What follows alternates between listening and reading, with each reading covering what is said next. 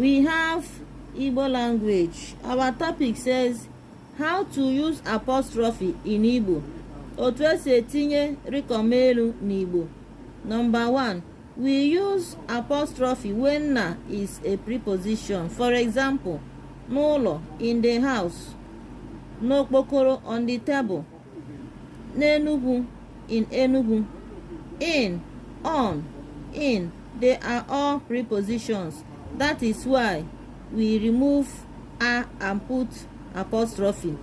Ihe anyị ji tinye ya Rikomelu bụ na okwu na-eso ya n'ihu bụ udume.